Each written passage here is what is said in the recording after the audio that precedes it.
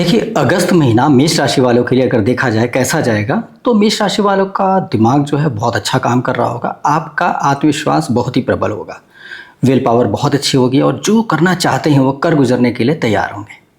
लेकिन सावधानी बरतनी है, ऐसे में आपको क्रोध बहुत आएगा और क्रोध की वजह से कई तरह का मतभेद करने के लिए आप तैयार हो जाएंगे। आपके संबंध खराब भी हो सकते हैं, मित्रों से, साझेदारों से और भी व्यक्तियों से आपके संबंध खराब हो सकते हैं।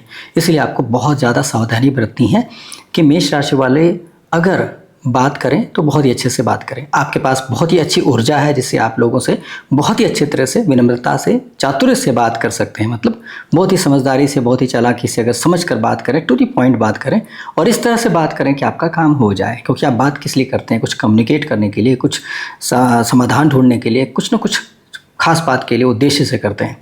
तो बात का जो मकसद है, आपका जो उद्देश्य है वो पूरा हो जाए और आप कर सकते हैं, ऐसी क्षमता है। तो क्रोध की आवश्यकता कहाँ है? क्रोध की आवश्यकता बिल्कुल नहीं। अगर क्रोध आप करने की कोशिश करेंगे या क्रोध करेंगे, सोचेंगे इससे समाधान हो जाएगा, तो बात बिगड़ ही जाएगी।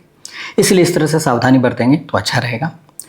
जीवन साथी के साथ आपके पारिवारिक जीवन में, आपके पार्टनरशिप में कई तरह की दिक्कत परेशानियां आ सकती हैं और ऐसा हो सकता है, ऐसा लगेगा आपको कि आपके जीवन साथी, आपके पार्टनर, आपके जो मित्र हैं उनके साथ आपकी शत्रुता हो गई और वो शत्रु की तरह व्यवहार आपका आपस में बन जाएगा।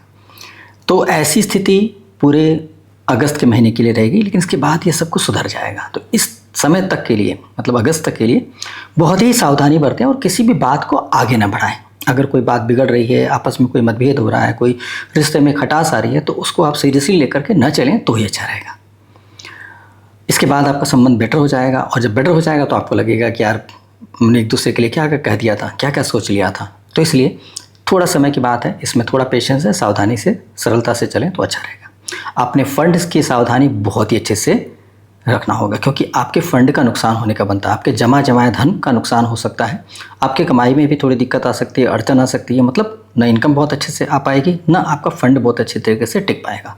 तो इसके लिए आप प्रिपेयर्ड रहिएगा। मतलब ऐसा नहीं कि इस महीने आप बहुत ज़्यादा खर्च करने के लिए तैयार हो जाएं, कोई बहुत महंगी चीज़ खरीद रहे हैं और आपका फंड बहुत ज़्यादा खर्च हो रहा है और इधर एक्सेस खर्चा भी आ गया, कोई ऐसी जिम्मेदारी आ गई जिसके लिए आपको फंड खर्च ही करना पड़ेगा, तो आप बहुत ज़्यादा ही नुकसान में पड़ सकते हैं। तो इसीलिए संभाल के रखें, जो कुछ है ना नुकसान हो जाए, ना ज़्यादा जाए। इसके लिए आप क्या क्या कर सकते हैं, ऐसी सावधानी बरत के चलना आपके लिए बहुत ही ज़्यादा अच्छा रहेगा। आपको विशेष इस बात का भी ध्यान रखना है कि आपके बोलने से कोई संबंध ना खराब हो जाए। पता चला आपके क्रोध की वजह से, मतलब आपको इतना क्रोध आ गया कि आपके संबंध खराब हो गए और आपके कुछ डील्स खराब हो जाए या आपके जॉब में कुछ दिक्कत आ जाए, ऐसी संभावना हो सकती है। तो इसीलिए आप विशेष तौर पे इस बात का ध्यान रखें, क्रोध में बैलेंस करेंगे और अच्छे रिलेशनशिप्स को मेंटेन करने की कोशिश करेंगे कि ख़राब होने के चांसेस बन रहे हैं लेकिन नहीं ख़राब हो, इसके लिए अच्छे से उसका मेंटेनेंस कीजिए। कुछ गड़बड़ हो रहा है आपसे तो सुधार कीजिए। अगर सामने वाला व्यक्ति नाराज़ है, उसको देखिए किस तरह से समझ सकता है, मान सकता है, क्योंकि आपकी बुद्धि चातुर्य, वाक्पटुता बहुत अच्छी बन रही है। तो समझदारी से बात करके उसको सॉर्ट आउट कीजिए। अगर आप ऐसा कर लेते हैं तो इस महीने को आप सफलतापूर्वक अच्छे से बिता पाएंगे, और नहीं तो फिर कई तरह की मुसीबत में पड़ के आप महीने परेशान भी हो सकते हैं। इस महीने विशेष सावधानी ये बरतनी है कि आपको सूर्य भगवान की उपासना जरूर करनी है।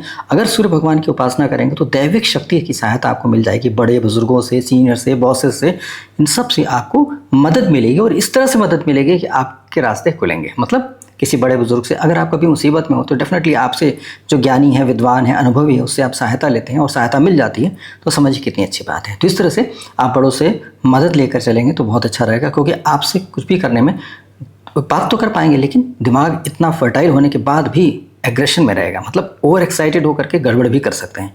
तो बैलेंस करने के किसी बुजुर्गों का सहारा लेकर के, बड़ों का, सीनियर्स का सहारा, सपोर्ट लेके, उनकी गाइडेंस के हिसाब से एक अच्छा बैलेंस तरीका ढूंढें जिसका पालन करके आप आगे बढ़ेंगे तो अच्छे तरीके से डिसीजन लेकर के आप सफलता प्राप्त कर पाएंगे। तो इस तरह से ध्यान रखने की आवश्यकता दिख रही है। लेकिन स्टूडेंट्स जो पढ़ाई कर रहे हैं उनके लिए विशेष तौर पे बहुत ध्यान देने की ज़रूरत है कि अपने आप को शांत रख कर अगर चलेंगे तो बहुत ही अच्छे तरीके से पढ़ाई करके आगे बढ़ पाएंगे। स्टूडेंट्स को तो चाहिए सूर्य भगवान की उपासना प्रतिदिन आदित्य हृदय स्तोत्रम का पाठ करके करेंगे तो बहुत अच्छा रहेगा। बहुत ज़्यादा क्रोध आ रहा है तो इसके लिए एक अच्छा उपाय है, वो ये है कि हरे कृष्णा महामंत्र का जाप करेंगे। हरे कृष्णा महामंत्र में बताता रहता हूँ, लेकिन फिर भी जो दर्शक नए हैं उनके लिए बता देते हैं। हरे कृष्णा मंत्र बहुत ही सरल है लेकिन ये बहुत ही पावरफुल है।